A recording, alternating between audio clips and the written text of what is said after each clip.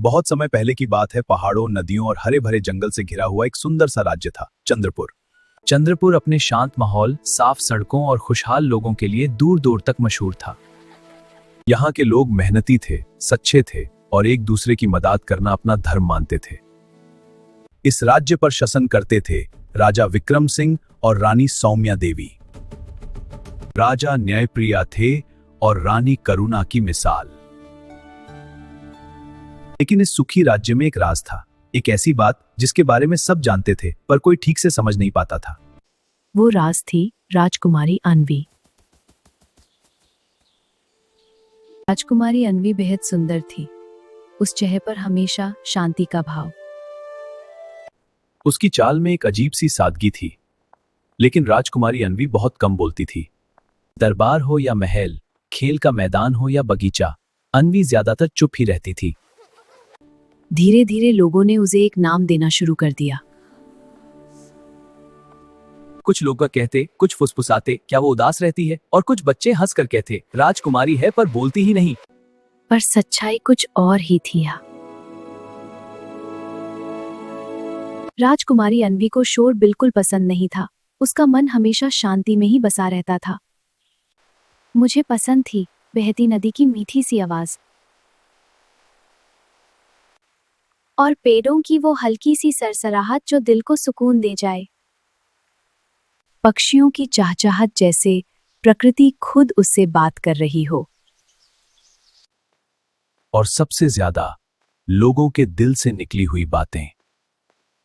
वो घंटों महल के बागीचे में बैठकर बस पेड़ों को देखती रहती।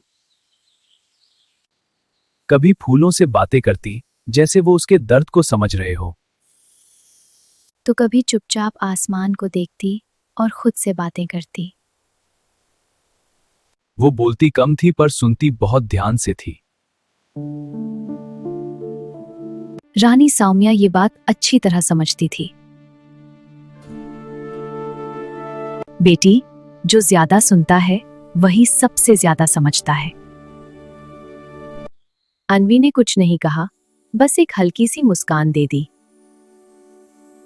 एक दिन राज दरबार में अचानक हलचल मच गई। चंद्रपुर के दो गांव पानी को लेकर आपस में झगड़ पड़े थे।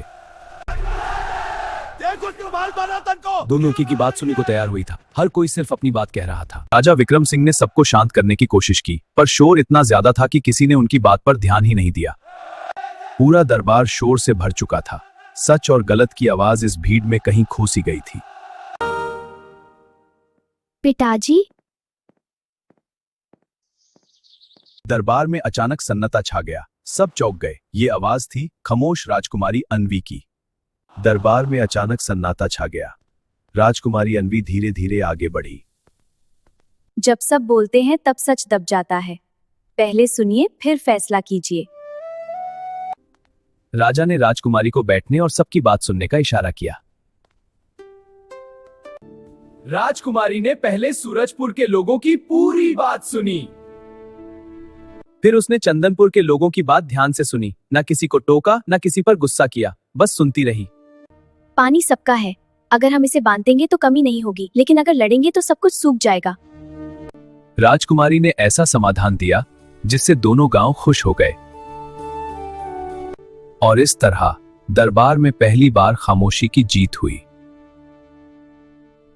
उस दिन के बाद राज्य के लोग अन्वी को नए नजरिए से देखने लगे। अब कोई उसे कमजोर नहीं कहता था।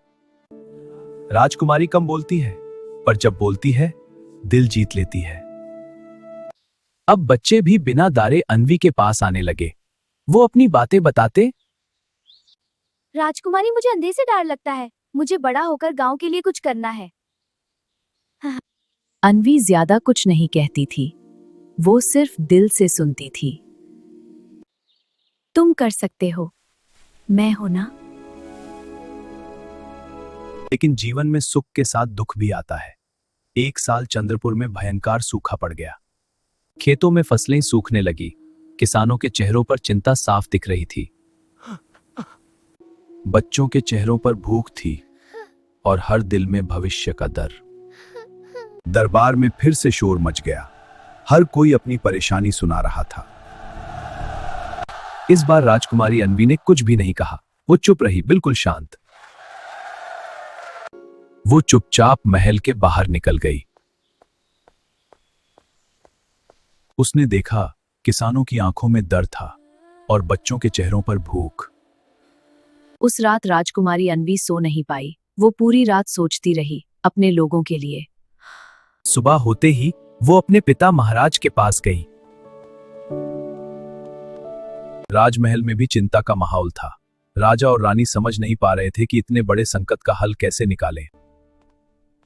पिताजी, अगर हम सिर्फ राजमहल बचाएंगे तो राज्य नहीं बचेगा, लेकिन अगर जनता बच गई तो राज्य अपने आप बच जाएगा।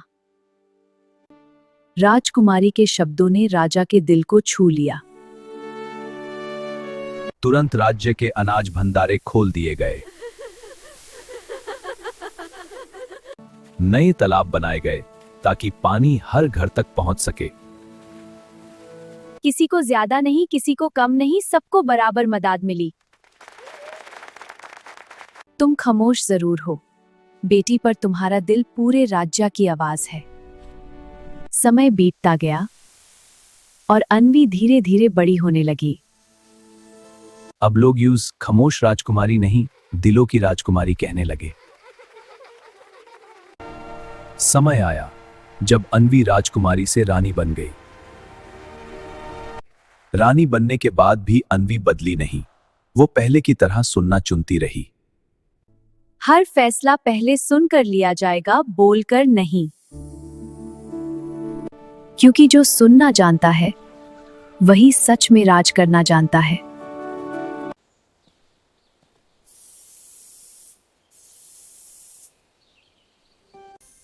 अगर आपको रानी अन्वी की ये कहानी अच्छी लगी हो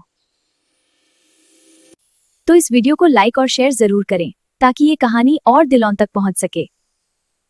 कमेंट करके बताएं आपको कहानी से क्या सीख मिली और चैनल को सब्सक्राइब करें ऐसी ही प्यारी कहानियों के लिए। मिलते हैं एक नई कहानी के साथ।